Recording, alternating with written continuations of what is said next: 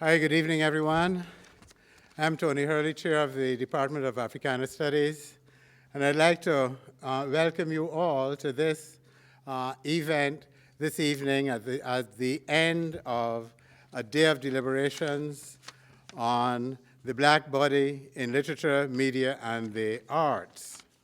So that the event this evening that is about to take place is the culmination of a day of stimulating presentations. We've been privileged to engage in discussions with a variety of scholars who've challenged us to pose a number of questions, including what is a so-called Black body. I should like to thank my colleague, Dr. Walters, who's putting a tremendous amount of work in putting this together, and the other scholars who have contributed to what is essentially a transgressive and even maybe a revolutionary event, particularly in light of the geographical and cultural context in which such an event is taking place. This symposium, arising out of the Department of Africana Studies here at Stony Brook, projects the study and interests of African heritage people into the forefront, into the limelight of the academic enterprise of scholarly research and inquiry here at Stony Brook. And of course, it also establishes much needed linkages with the vast academic world outside of Long Island.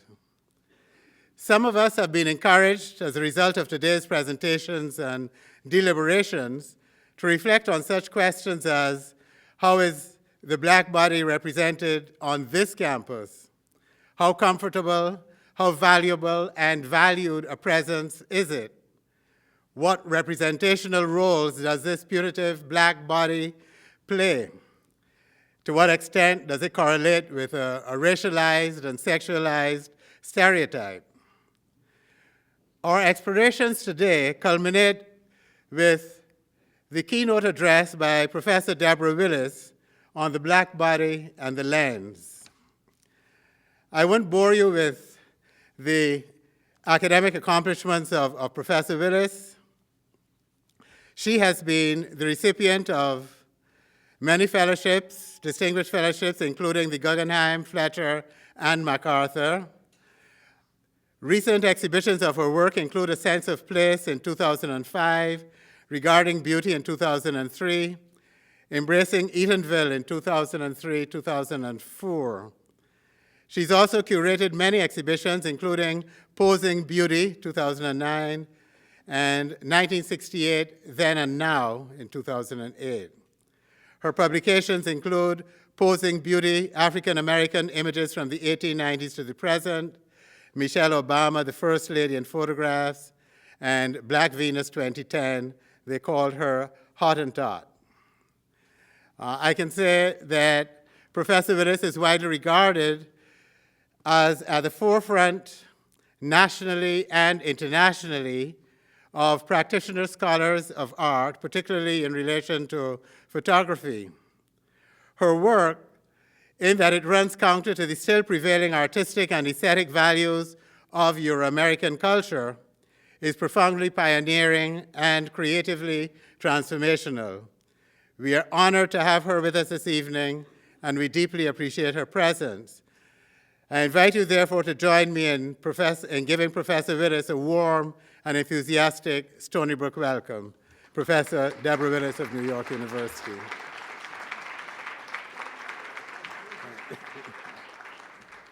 Thank you. Thank you for a warm welcome and a Stony Brook welcome. It's a pleasure to be here to share my work, and I'd like the lights to down just a bit, because I'd like to explore ideas about photography through this conversation that we'll have. And this talk will explore conventional and unconventional poses. But these two lights are really, really strong here. And thanks. And so this talk focuses on the lens, and specifically the body. And if you could take this one down, I can't see the paper at all. Right, because this is a new one. There's one on the left. Okay, if this one can just shut down all the way, it'd be great. Great. Okay, thanks. So this talk, this looks at the idea of photography and the idea of posing, how the rhetoric of the pose, as well as questions formed about identity, beauty, selfhood, and the notion of self-emancipation. Also, humanity. So among the earliest images that form the idea of scientific racism also have shaped the experience of how we see the Black body today. I have been for some time interested in expanding this visual narrative by reframing the idea through photography and writing about images from the 1800s to today. And so I'm going to walk through some images and think about why we think we know what we know about images because of photography, what we think we know about people because of images in advertising and film, and why film matters in terms of telling history and reconstructing ideas about history. So this, unfortunately, we had it all worked out, these lights.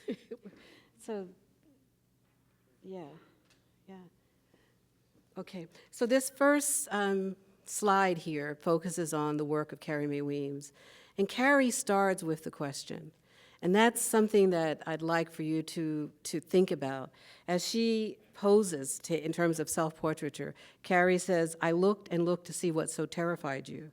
And that is terms of the you, the collective you, and the experience of looking at history.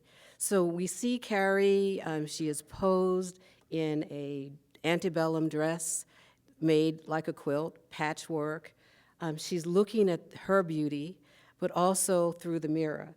And through that reflection, she is reminded of the earlier images from the past, these notions of images that were created by J.T. Zealy and Louis Agassiz, when studying blacks on plantations in South Carolina. He hired South Carolina photographer J.T. Zealy to photograph firstborn and American-born and African-born blacks in this country.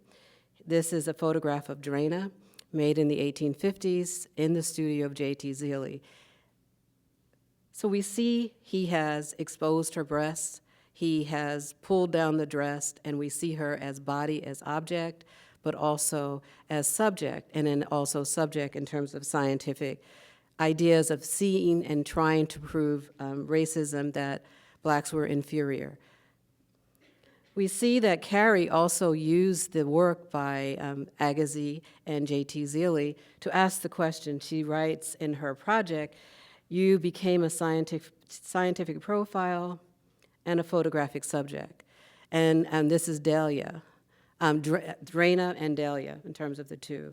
So we see Drana here, her breast exposed, similar with her dress at the bottom. We see the red, she uses the hue red as the blood is still flowing through the memory of their lives, but also that the full breast in terms of the labor of work that she had to experience during slavery, of not only breastfeeding her own children, but the master's child, and an anthropological debate. So Carrie's asking the questions and looking at the images and says, and looking at these historical images. We begin also by looking at images of Sarah Bartman, how she was created and imagined in the artwork of in the 1800s. We see love and beauty. We see this conundrum that happens with Sarah, also known as the Hottentot Venus, who was taken out of Southern Africa and put on display in London and in Paris and throughout England, specifically because of the size of her buttocks and seen as different. She is also seen as the notion of who's in love and who's beauty. We see her, Cupid on her buttocks, but we also see the notion of how she is viewed in this period of time and presented in France and in London. So when we look at Carrie's image and said, "I looked and looked to see what terrified you," in terms of what made you afraid of Black people to create images such as this. This is a roundabout, this is a merry-go-round that was on display at a exposition, a Paris exposition. So we can see that families and children, men and women, rode the buttocks of Black women in terms of looking at their bodies as humor, but also their bodies as labor, and also their bodies as grotesque, but also with the fashion of the day. So we see this sense of conundrum in terms of reading these images and looking at these images that were not empowering, but also identified difference. And where we began to see this struggle is this image is photographed by Eugene Auger, a street photographer in Paris. But these are the images that circulated. And so in 2010, and probably in 1992, I started a research project on Sarah Baartman and looking for other artists and writers who were working through their ideas and telling their stories about Sarah Baartman. So it's a collective of essays, and the cover photograph is by Lyle Ashton Harris and Renee Cox, where they created this piece in relationship to the story. So that's the cover of the book, and there are about 22 writers and poets and artists that included telling their stories and their experiences. The work that created as a result of the story of Sarah Baartman has been wide over the past few years. And this is a piece by an artist by the name of Fo Wilson. And she says, and she writes, recreating Sarah Baartman's story. And she creates a diary from a page of Sarah Baartman's moments of being on display, but also connecting it to today with music videos and how young women are seen and how their bodies are used as object of, in terms of objects of pleasure and desire. And she works with her son, Dio Haywood, who actually places little video pieces in a bell jar and actually recreating the idea that women on television today are still on display, as Sarah Baartman's body was on display in Paris for over 100 years after she died, at the age of 25. She died probably because of exposure, but there were a number of different surveys in terms of decisions. But after she died at a young age, her genitalia was removed and put on display. Her brain was put on display and a model of her body. And so this experience that Sarah's lament, as Fo writes, is part of a diary that she creates, and Sarah is reimagining the day as she comes back as a ghost to remind young women today about the experience of being on display. And Fo creates this connection with Sarah in terms of love and beauty, as I mentioned earlier, as we see that Sarah was used in terms of ridiculed, but also desired, where the bustle became the popular dress 50 years after her death, and it reimagined in painting as well in drawings, and we see that in Piccadilly Circus that she was on display. So we see this connection in popular culture, in fashion history, and in art. And when we consider this idea of empowerment and beauty, I think of the photographs of and the writings of Frederick Douglass. And Frederick Douglass wrote a lot about photography in the 1800s. And we see that he is exploring ideas about race and manhood, that the notion of empowerment through self-emancipation. He made a number of photographs, and he is known as one of the most photographed men in the 19th century, more photographs than Abraham Lincoln. And there's a photographic book in production now. And so far, there are over 200 images that have been identified. So we see the photograph here of Frederick Douglass, unidentified photographer. It's in the Nelson Atkins Museum. He is posed looking away from the camera, reflective, but also as the reader sees this image, we're considering the idea of manhood. So when we think about how he walked in the photographic studio, he knew that he was using photography as biography. He knew that the images that circulated about Black people were only seen as objects and scientific images. So the range in terms of fashion was important for him, and images such as this. Now, the direct pose and the direct look. So we see this sense of identity through photography here. Again, in terms of his political activism and the abolitionist movement, there are two sisters, the Edmondson sisters, flanked on both sides of Gerrit Smith, and we see them at a rally in the 1840s.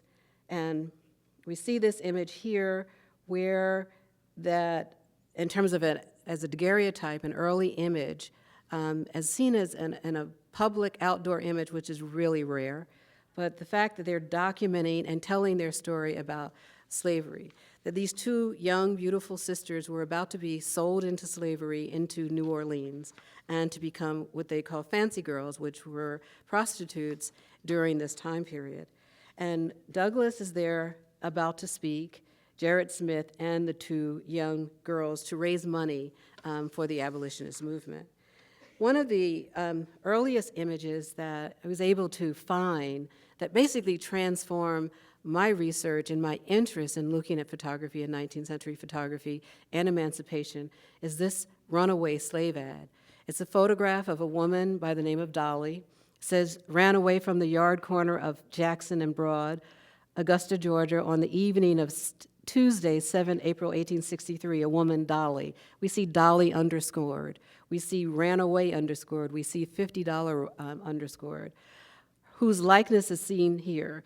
She is 30 years of age, light complexion, hesitates somewhat when spoken to, and is not a very healthy woman, but rather good-looking with a fine set of teeth. Never changed her owner, and has been a house servant always. It is thought that she had been enticed off by some white man, being herself a stranger to the city and belonging to a Charleston family. Signed Louis Manicolt, owner of Dolly. So we see Louis Manicolt underscored Dolly, that she was enticed off by some white man, and that but she was enticed off to leave slavery because she never changed her owner.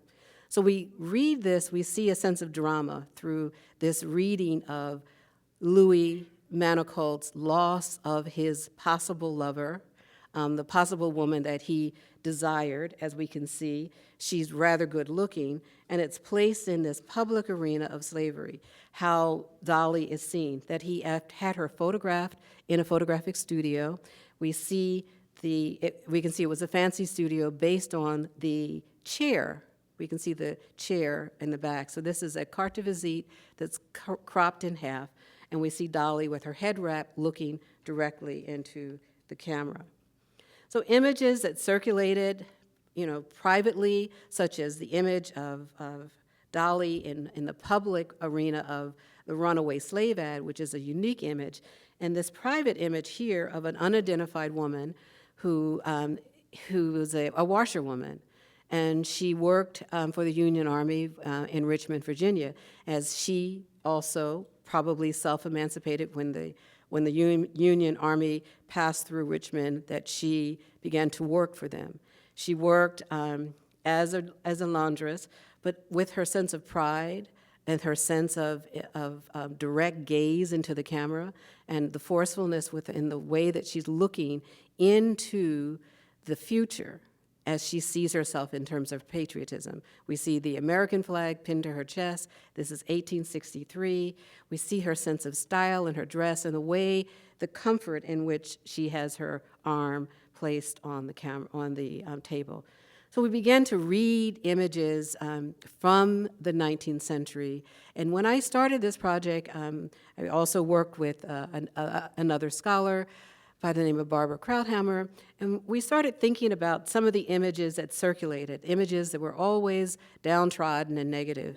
And when we have interviews on the radio, people someone will always call, why are you doing a book on slavery? What's that story? It's so depressing, and I don't want to look at it, I don't want to know the stories. I said, because you don't know the range of images that have been made by Black people themselves when they walked into the studio to create their own narrative, such as Nick Biddle, who was a Union soldier who walked into a studio after his return from Baltimore and Washington, D.C., in Pottsville, Pennsylvania. He's the first man wounded in the Great American Rebellion, Baltimore, 1861. So he was hit by a rock by one of the Confederate soldiers. He moved on. With his troop, he was an aide-de-camp to one of the majors, and he met President Lincoln.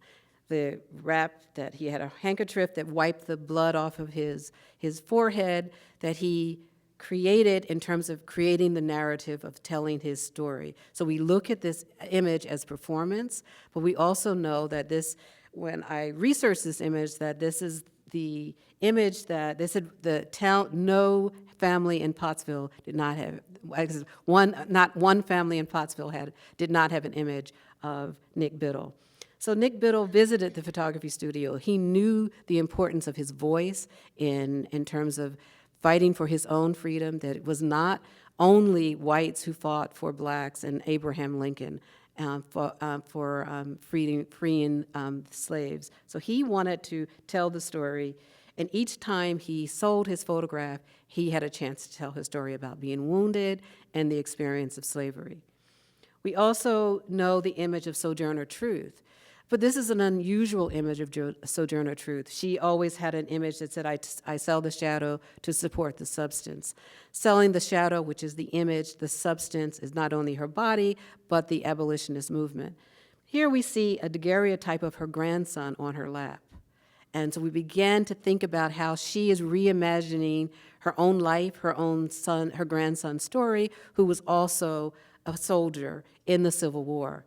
And we began to see how many black soldiers were part of this movement, but also that her placing this image on the lap is also a metaphor in terms of creating this connection with photography and family. And we see her draped in her fancy dress, her scarf, but also the fashion of the period, seeing herself as a lady. Images in terms of badges and reminder of how important the movement, the abolitionist movement was, to a number of people, circulated and considered ways of selling and creating pins. This is a daguerreotype pin with a black hand and a white hand holding a Bible. So we see the notion of working together and the notion of spirituality and looking at how important images served in telling the story.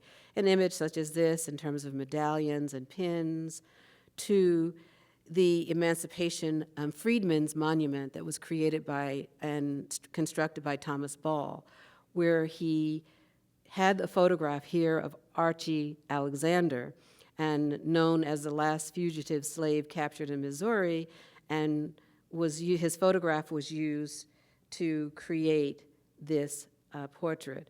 So we began, again, this image that circulated. It's in Washington, D.C.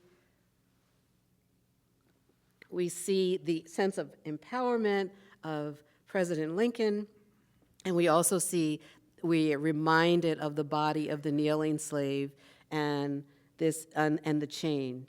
Not the images of the freedom that many of the soldiers, as we see posed in the studio, but these are the images that are in our collective histories and in our collective imagination because of the circulation of images, the lack of circulation of images, such as this type of image of a woman who was in the Getty collection right now, but she is unknown, but she's holding the hand of a young woman who was enslaved, and she was holding her hand. But here we see images of Civil War soldiers who were creating their sense of patriotism, their manhood, and their independence.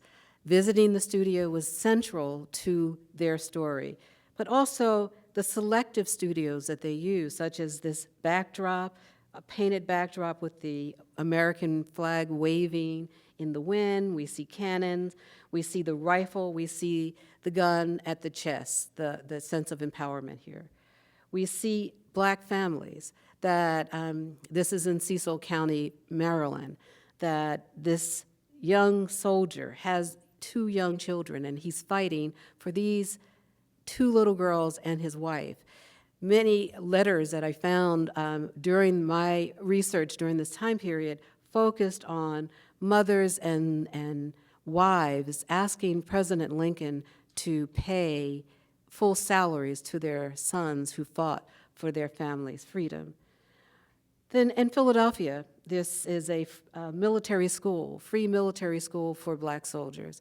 And body language, important to see how the young men are standing outside ready to go in. There's a photographer who's probably standing on a perch on another building on a balcony, but documenting not only the entire street, the building, but also documenting the Black men who are standing outside waiting to join the Army and to take classes, not only for military strategy classes, but they learn math and English in terms of writing. So we see this sense of humanity that's being reinforced through the use of these photographs. Images that circulated are the images during this period, not only the stereotype negative images, but the images of the emancipated slaves brought from Louisiana by George Hanks. And we see the range. We see Wilson Chin, who was his owner branded his forehead with his initials. We see families of 2 young brothers and sisters, Isaac and Rosa, who are one black skin, one white skin, in terms of light skin and dark skin, brother and sister. And so we see how they're dressed. We're reminded that they are human and that it's important for them to be educated. So these photographs circulated, they raised money for educating freed children. This image here of Gordon, this is an image that circulated by the abolitionist movement, but then reused by the Confederacy. The images by the abolitionist movement discuss the focus on the inhumane treatment of this young man who ran away from slavery, who was back, as you can see, keloid skin of multiple whippings, and then used by the Confederacy to say that if you run away, this is what could happen. And so this is how images were reused and reimagined in different ways. That teachers such as Charlotte Fortin, in terms of women from the North going south, as Black women moving to the islands, to the Sea Islands to teach, and using the photography studio to be reminded of how important it was to tell their story. I'm a teacher, I have a book, and I'm going south to teach the young children. Images of Harriet Tubman, nurse, spy, and scout, as we see that she is, a scout, and we see her as a spy, but we also see her as guiding through the Underground Railroad.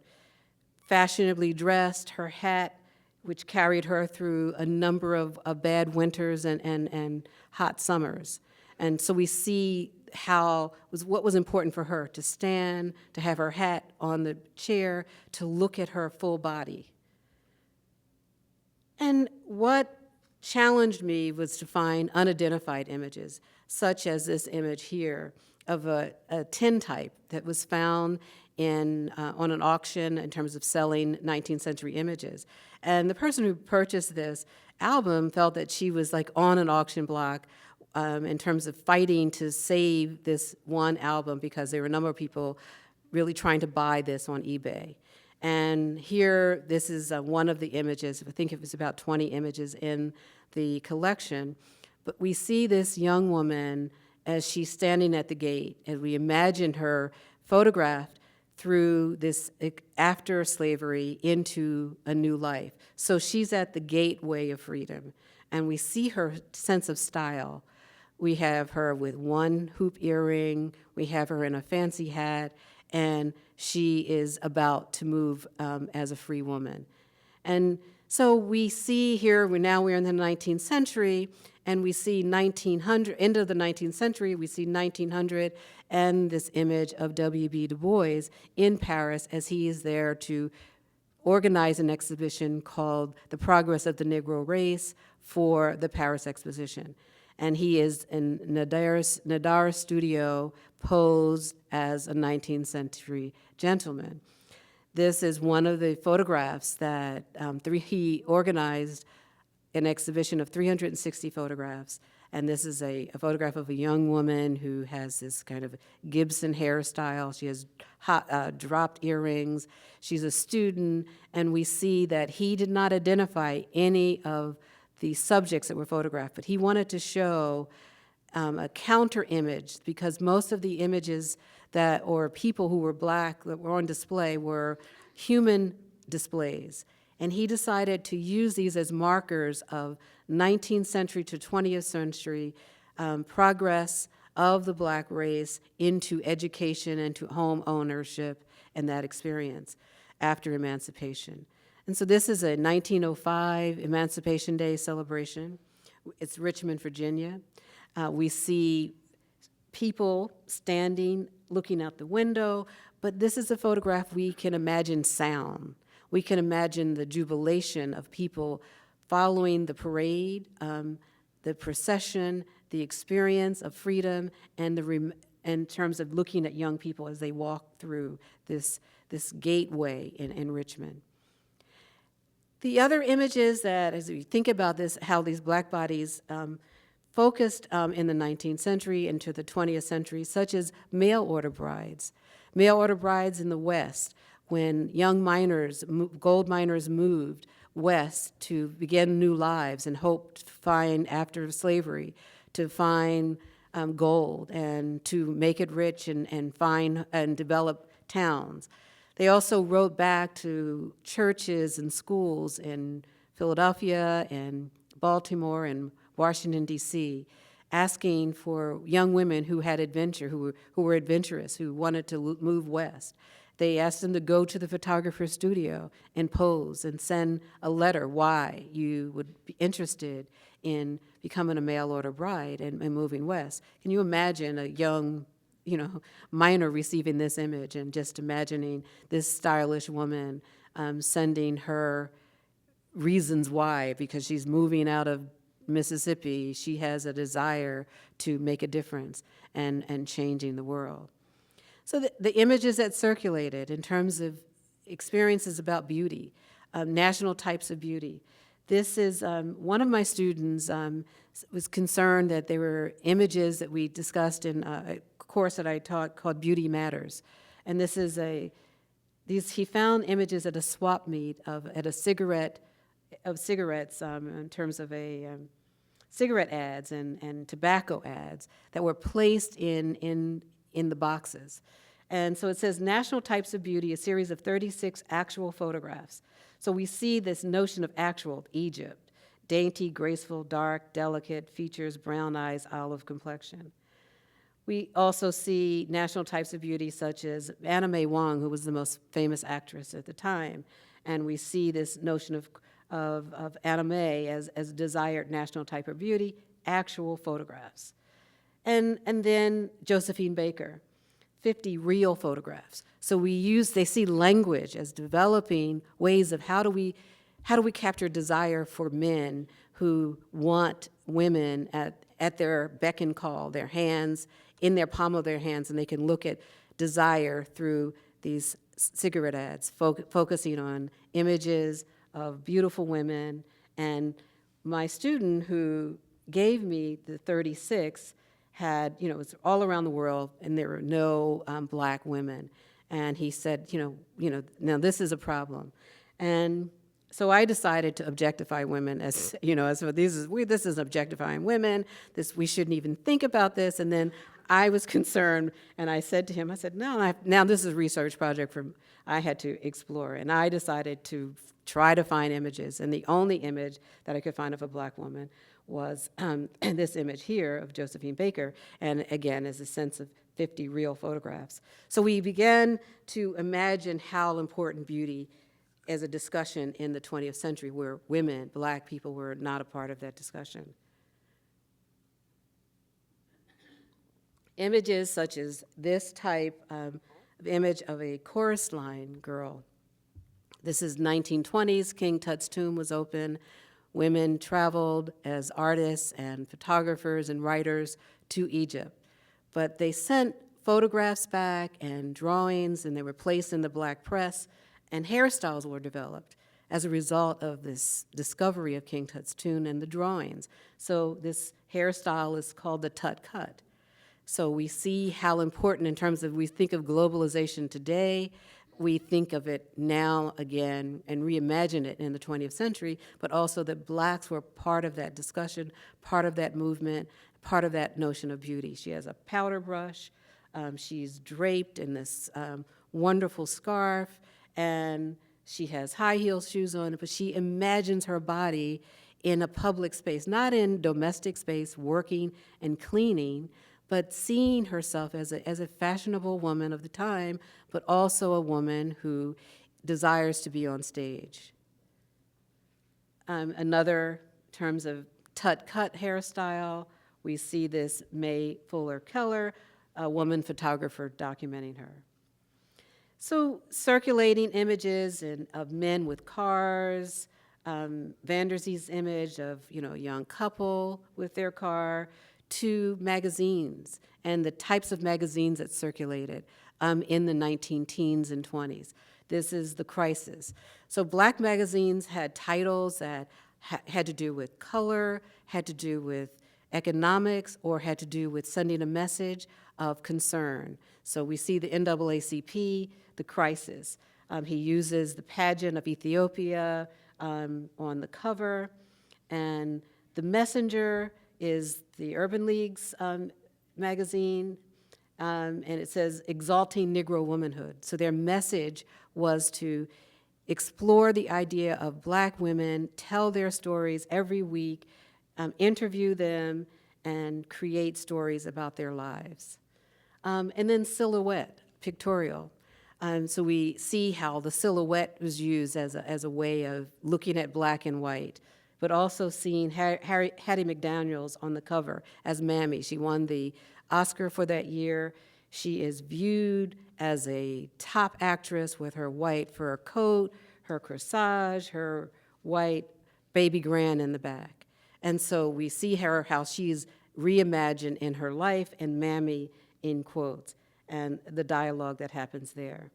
Because the Mammy images circulated, such as this. This is an Edward Weston photograph. This is a restaurant and we see in Mississippi, where Mammy is darkened, exaggerated eyes, exaggerated bust, but also her tray, always out serving. And then the skirt. The skirt is very sexualized in terms of the body, that you're entering into her skirt to be fed, to be nourished. And so this is how this image circulated in the 1940s and still today. They've lightened her skin. They have, used a different kind of head wrap. But seeing this image here today, she is still sexualized and seen as labor and work. So Renee Cox decided to change the image of Mammy. And she created a subject by the superwoman subject by the name of Rajay, which could be rage, and she was Wonder Woman's half-sister. And so she decided the liberation of Aunt Jemima and Uncle Ben. So she liberates their image and gives them new body types and takes them off the box and creates another kind of desire for them. We see this in terms of Mary DePillars, just kind of Aunt Jemima just whipping everybody as she comes out of the box with this image. And Mary Simbande, a South African woman artist who's focusing on the image of women in her family, 3 generations of domestic workers, that they have to be superwomen, that they wear gowns, that they clean the homes of fancy women, but they never get a chance to wear the gowns. So she creates these humongous gowns that flow, but they are wearing aprons and they're creating this superwoman image because they are superwomen by taking care of their families, other families, raising children, and sending children to college. Images that I also, in terms of transforming the experience of stories of Zora Neale Hurston, a woman who looked at her photograph that Carl Van Vechten made of her and said, I like myself when I'm looking mean and impressive. So a story of looking for a way to tell, retelling her story. Easter Sunday images of young boys. We see Russell Lee figuring and reconfiguring Black men, how men are seen within the eyes of young men, and reimagining the poses and the style of dress. Easter Sunday was a transformative experience in Black communities. Here, Russell Lee here in Harlem, new suit, photographed by a Black photographer, to Cartier-Bresson's image, this notion of the decisive moment, where he is photographing a young woman who was a brown-skinned model from the Brown Skin Model Club, and here we see her, and the young man looks back to see, and this is a moment where he, in terms of the photographer, decides this is a moment to capture.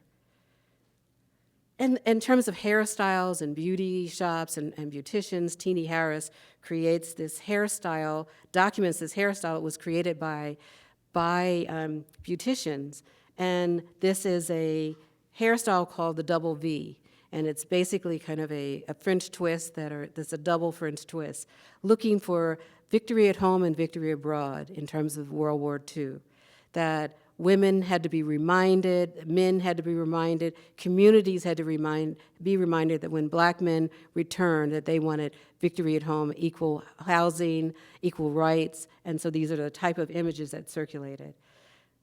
That Gordon Parks' image in terms of the American Gothic, looking at a woman who worked as a domestic, worked as a cleaner in a office building, but using her notion of mop and broom and the American flag. He also photographed the doll tests by Kenneth and Mamie Clark, and we see the confusion that Black people were going through at a time in the 1940s and early 50s of desire and education, in terms of looking at this young Black child who has a problem here deciding. He reaches for the white doll, but he's looking at the Black doll in terms of images. And this was published in Ebony magazine, and it was studied, quote, problem kids. Gordon also photographed in the South in terms of family images. We see how family is central to this family, to young girls who desire to go into the store but only could look through the window. That we see the colored entrance in terms of protecting families, mothers, Sunday morning, to families, the colored water fountains, the white water fountain, that families in terms of desire and protection for families. Gordon's work of documenting a young boy who has to protect his family because of the KKK, also with this image of Malcolm X, and unfortunately this is anniversary of his death today, and we see Gordon's image as a central way of looking at history, looking at Gordon, the photographs of Gordon Parks, of Malcolm X, and the important figure he has made in the communities. This is an image also by Eve Arnold of Malcolm X, where we begin to see this experience of how he, in public, we see it as he speaks in public with, hat, coat, glasses, out for the day to fight for injustices, and then we see, in a moment of reflection, we see that the photographer is able to capture the ring that he puts on every morning, the crescent and the star, the watch, the hat, and the notion of manhood and beauty. 1968, Miss Black America, the different styles that were created, hairstyles, dress, inspired by African styles, inspired by chiffon dresses and simplicity in terms of the style of dress. We see images in terms of a man who says, I'm pretty, I'm beautiful. We see this notion of how Black men constructed and reconstructed ideas of manhood during this time period in Muhammad Ali as he poses for the camera. And when men attend Ali fights in terms of reconstructing their style, you know, top hat, fur coats, a sense of place and style. And Bruce Davidson's photograph, this is Venice Beach, Muscle Beach, just a moment of pleasure as this woman takes her brownie to document this young man in his underwear. Her husband in the backdrop, hands in pocket, don't know what to do with the image when he gets home, but this experience of how the black body circulated in many ways and appreciated, but also seen as a conundrum. Stokely Carmichael and Huey Newton and the Black Panther Party, to the image here of Susan Taylor in 1974 as she decides to shave her head, and Lyle Ashton Harris to be Miss America, you have to be white, and he decides to paint the face white, to Carla Williams, who, in terms of the Black Venus, the size of the body, changing the experience of beauty. Then also with this experience of how images circulated from movies and why movies matter, as I mentioned early, from coffee. Coffee is coming out of the idea of the image of Angela Davis, and we see her on Life, cover of Life magazine, The Making of a Fugitive. We see hair. We see the image of Cleopatra Jones. And again, we see this notion of women out of the idea of Angela Davis protecting the community, cleaning up the community, educating the community. And an artist such as Ife, who decides to recreate this image of Black women in the movies and creating this image of herself as coffee. Images that's also of dance hall, how women in dance hall are seen and surveyed and consumed, that Black women are consumed in these images, beginning with the image of Sarah Bartman, to images such as this woman who has this bustier, and she's in this little camera as she's followed around the room. To this image by Radcliffe, that was by Tuka Bazin and Radcliffe Roy, out for the evening as this is into dance hall. And she is walking into the club, and men are already, she's deciding, I'm here by myself, I want to enjoy my moment, but she's being enjoyed by men documenting her as she walks in. So we begin to think about how images of women are consumed and circulated in a different way. Women who are looking in the mirror when they walk out, they're not thinking about the aspect of being documented in this way. To Sheila Pre Bright, it's called Plastic Bodies, as we look at images of Barbie, and Barbie from how Barbie has distorted the image of young women, from the color of their eyes, to the size of their neck, to the color of their hair, but also in desire of hoop earrings and piercing. And Barbie has destroyed a number of young women and their ideas about beauty. And this is where she merges the face of Barbie to a face of a young Black woman. And Lauren Hayes, in terms of pickin', and this is an image of the empowerment happened in the 70s when Black people decided to pick their hair, and she created this crown of picks that with the fist that was used during that time period.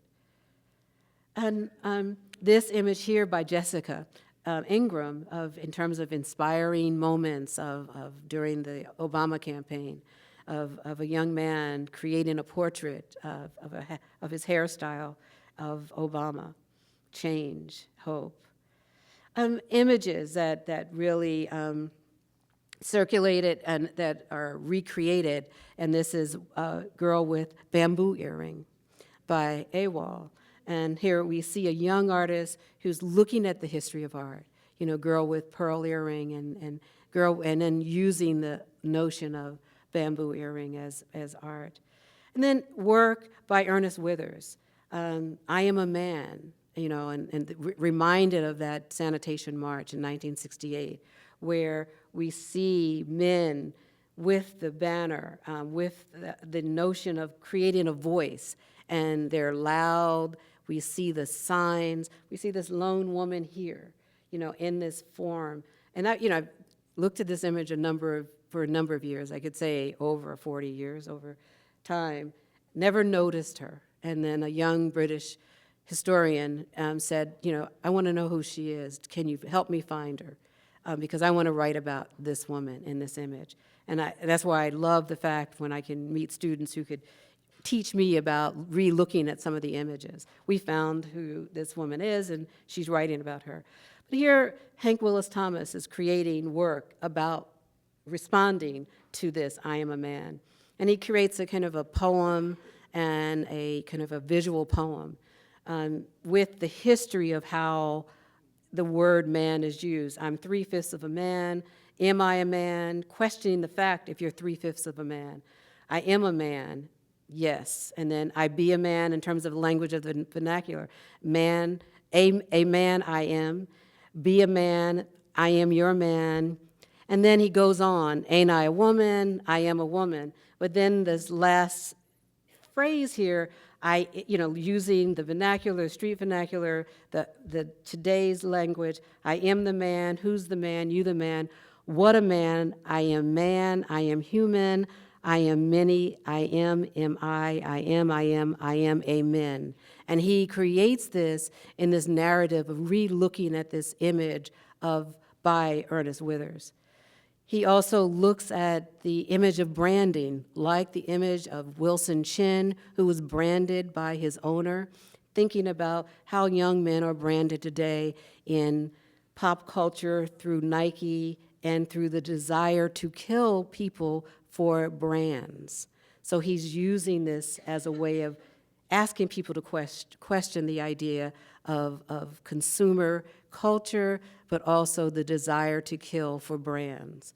He looks at sports culture, this experience of the NBA, you can jump but so high, but just ball and chain, and connecting it to slavery.